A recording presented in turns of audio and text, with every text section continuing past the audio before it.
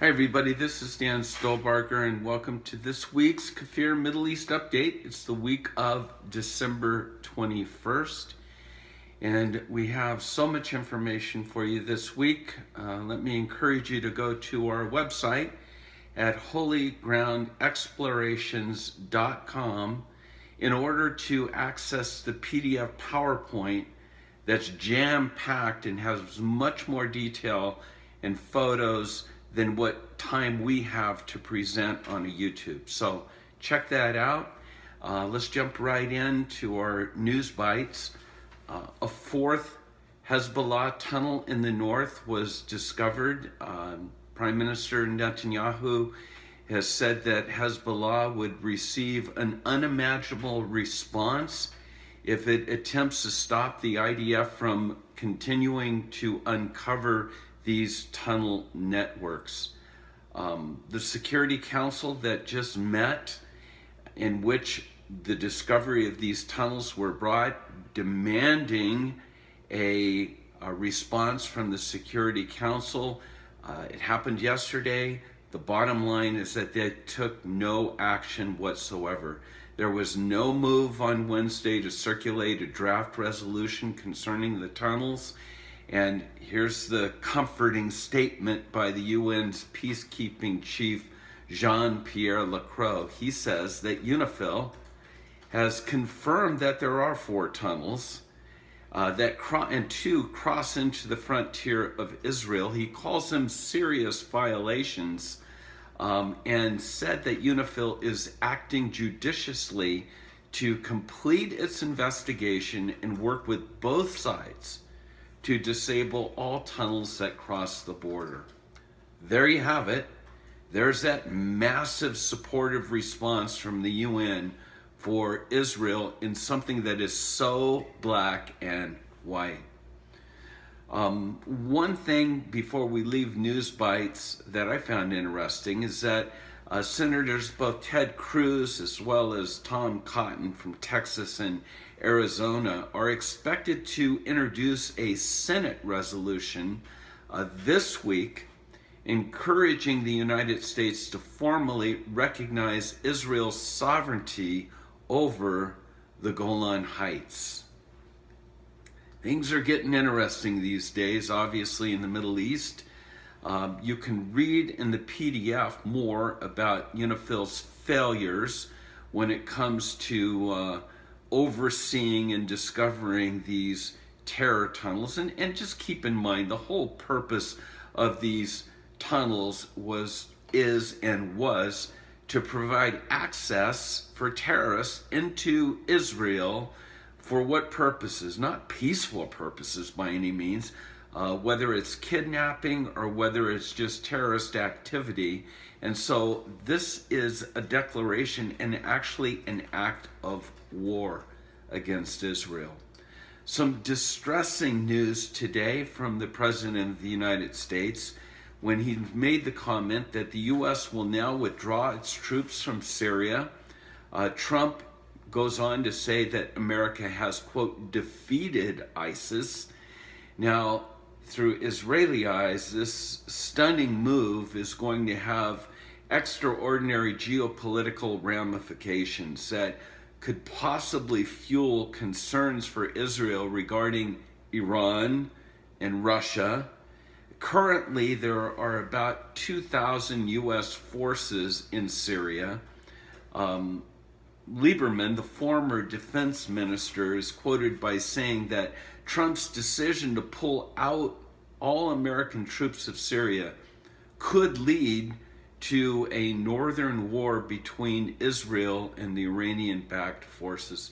You know, senior officials in Israel are quoted as saying Israel's not interested in American soldiers defending it, but in this instance, there's nothing stopping the continuing spread of Russia, Iran, and Turkey in this area, especially if America moves out. The bottom line is that by pulling out these troops, unfortunately, I believe that Trump is sending a message to Jerusalem that they're going to have to deal with their threats in the region on their own. Again, because of time circumstances, there's articles here on Hamas and their activities not in Gaza, but their new founded activities in Ramallah and the West Bank. They're playing a very clever game. Last week, over 300 Palestinians were wounded in a clash. Remember, this is all centered around the drive-by shootings that killed the baby of the pregnant couple. And again, it's all going back to Hamas. It seems as if Hamas can't set the entire Gaza region on fire due to the constraints that are there now, they're determined to stir up trouble in the West Bank and in Ramallah. And once again, Abbas comes out in supportive and kind of congratulating these savages that are driving by, that are killing and shooting into crowds of people at bus stops, and now they're somehow heroes. Now, in response to all of that, that's what precipitated Israel going into the Ramallah area to kind of clean out that as far as terrorists goes. And so what does Abbas say? He comes out and it's his logic, I guess you would say. He's declaring that the Israeli soldiers are committing acts of terrorism because they're going into these areas to root out the so-called martyrs. It's just getting to be ridiculous. And again, this is Hamas's 31st anniversary, disgraceful. The videos that are coming out from there declaring victory, and they're boasting about what? They're boasting about their ability to create terror. That's all they're doing. Anyhow, I'll leave that for you. Nikki Haley's leaving, as you know. She's just spoken about this Trump's peace plan. I'm concerned because even though I don't think that she leaked information from it, I got a feeling with Trump pulling out of the Middle East, or pulling out of Syria, and just some of the words that are spoken, I just get in my gut that we're distancing ourselves from Israel. Nikki Haley's comments, it's time that we face a hard truth. And again, this is in regards to this ultimate peace plan, that both sides would benefit greatly from a peace agreement, but the Palestinians would benefit more, and the Israelis would what? Risk more.